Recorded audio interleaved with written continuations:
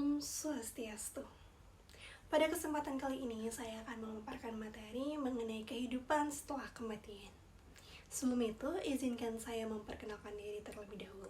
Perkenalkan, nama saya Ayu Sriwandari dengan NIM 22170411140. Saya berasal dari Rombel 25 di nomor absen 20. Kita langsung saja masuk ke topik pembahasan kita yang pertama, yaitu mengenai apakah yang terjadi setelah kematian. Nah, sebelum itu, penelitian spiritual telah menunjukkan bahwa manusia itu terdiri dari 4 tubuh dasar, yang dimana sebagai berikut. Yang pertama yaitu ada fisik, yang kemudian ada mental, lalu yang ketiga ada kausal atau intelektual yang biasa disebut dengan kecerdasan, dan yang terakhir ada suprakausal atau ego halus dan juga bisa diartikan sebagai tak kasat mata. Masih mengenai pertanyaan yang pertama, yaitu apa yang terjadi ketika seseorang meninggal. Nah, ketika seseorang meninggal, tubuh fisiknya itu berhenti untuk hidup. Namun, kita ketahui bahwa sisa eksistensi atau kesadarannya itu terus berlanjut. Eksistensi orang tersebut minus tubuhnya atau tubuh fisiknya dikenal sebagai tubuh halus atau lingga deha, yang terdiri dari tubuh-tubuh mental, kausal atau intelektual yang saya sudah sebutkan tadi, yaitu kecerdasan, dan juga suprakasual atau ego halus. Nah, tubuh halus ini itu kemudian pergi ke salah satu dari 13 tingkatan alam eksistensi yang halus selain dari alam bumi. Selanjutnya ada apa yang akan menentukan kemana kita pergi setelah kita mengalami kematian. Nah, perlu diketahui ada 3 komponen dasar halus yang dimana masing-masing terdiri dari 3 komponen non-fisik atau biasa disebut dengan tak kasat mata, dimana dalam Hindu juga biasa disebut dengan gunas.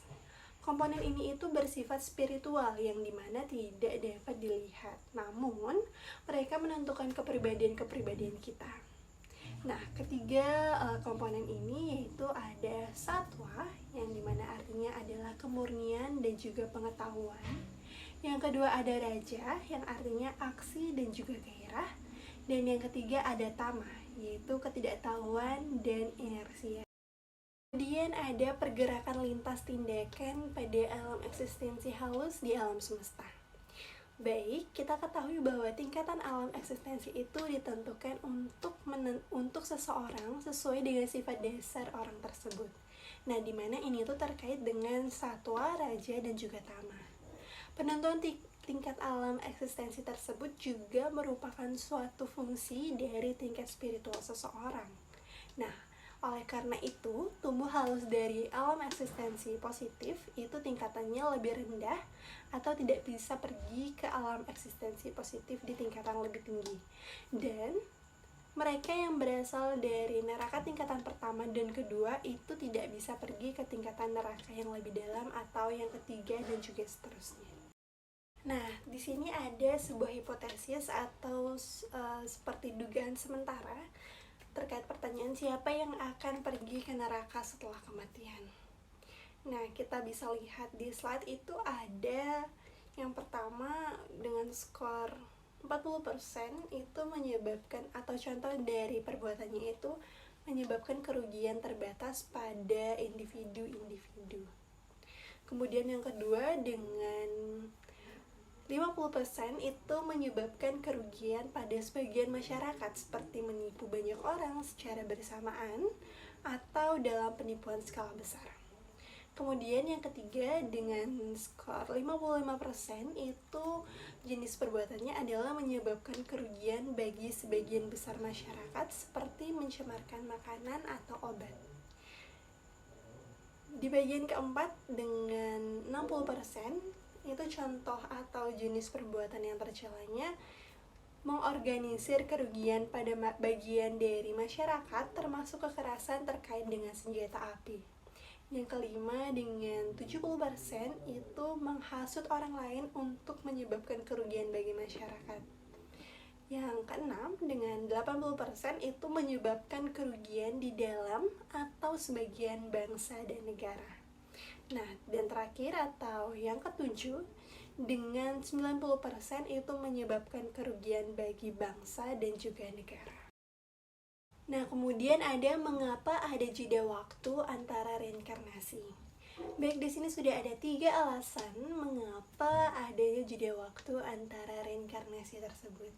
Yang pertama yaitu tubuh halus berada di tingkatan surga atau alam eksistensi neter dalam jangka waktu yang tidak tentu untuk mengalami buah dari pahala dan juga dosa-dosanya.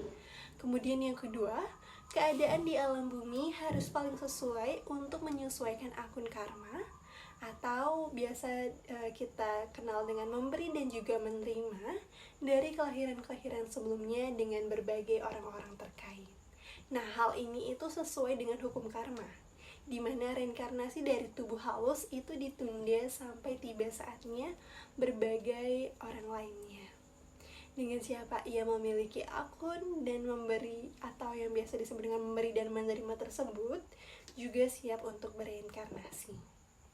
Kemudian yang ketiga ada dalam regresi kehidupan masa lalu, di mana terkadang seseorang tidak melaporkan reinkarnasi dalam keadaan trans.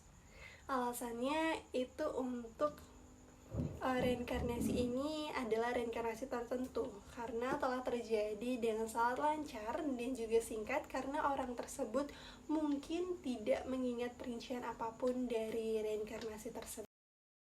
Baik, kesimpulan dari materi kali ini yaitu di mana fakta-fakta di atas itu tentang berbagai tingkatan alam eksistensi yang memberikan kita suatu gambaran mengenai konsekuensi-konsekuensi yang mungkin saja kita hadapi dalam kehidupan setelah kematian, yang dimana disebabkan oleh bagaimana cara kita menjalani kehidupan di bumi.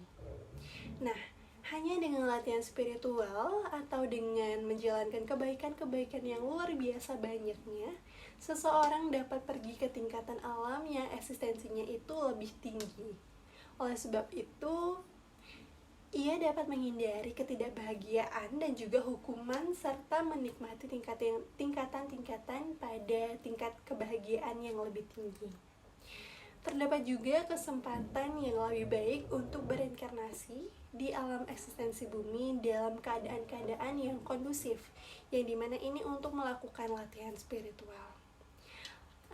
Baik, maksud dari hal ini adalah supaya seseorang dapat bergerak lebih tinggi ke tingkatan atas alam-alam eksistensi halus di alam semesta. Sehubungan dengan berjalannya kita lebih jauh ke dalam era perselisihan atau yang biasa disebut dengan Kali Yuga sekarang ini, peluang seseorang untuk dapat pergi ke tingkatan alam eksistensi yang lebih tinggi itu bisa dikatakan menjadi lebih kecil. Baik, itu dia pemaparan materi yang dapat saya sampaikan. Saya mohon maaf apabila terdapat kesalahan yang saya perbuat disengaja maupun tidak disengaja. Terima kasih atas perhatiannya. Saya tutup dengan Parama Santi. Om Santi, Santi, Santi.